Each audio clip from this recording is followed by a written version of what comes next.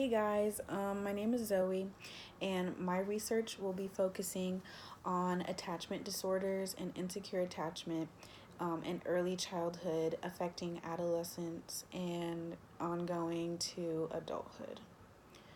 Like reactive attachment disorder, and disinhibited disorders in order to find the information that I was looking for.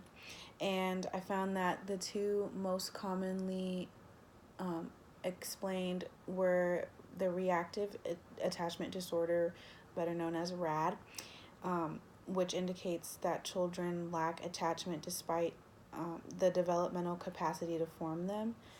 And the second one that I found was disinhibited social engagement disorder, which indicates that children lack developmentally appropriate resistance with strangers. So basically, um, they're more likely to gravitate towards strangers, and adults usually see that as intrusive.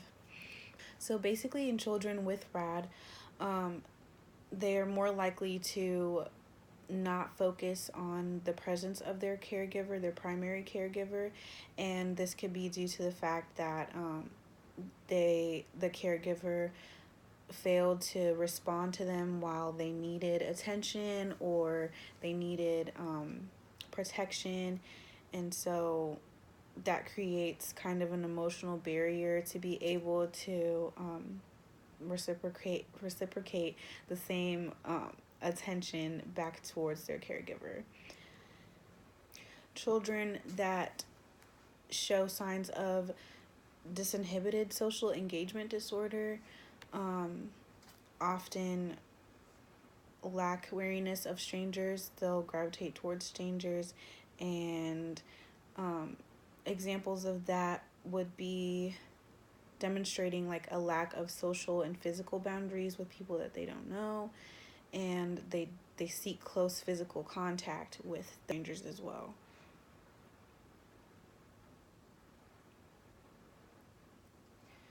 Um, Basically, all of my research suggested that children who have experienced neglectful environments by their caregivers have demonstrated a very clear risk for RAD and DSED, um, compared to children that were raised in a loving and more um, attention based environment.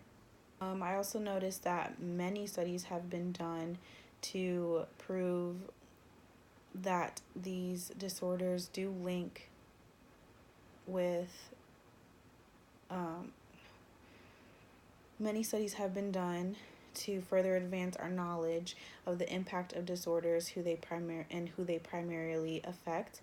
I looked at examples of domestic adoption studies and international adoption studies, and studies of children in institutions, and studies of children that were maltreated or neglected um, in their household in early childhood. And one of the studies that I looked at was in Greece, and it was a domestic adopted children study case. Um, Basically, they were being raised in institutions, and compared to 41 children that were being raised in actual families. And it said that a reported 65.8% of the children in the actual institution had disorganized views and thoughts of families, and that created a disorganized attachment, basically stating that they were many cases of DSED. And compared to the children that were in actual families, only 25% had that. And so it definitely has to do with environment, not just um, other people that they're around, but also where they are. Um,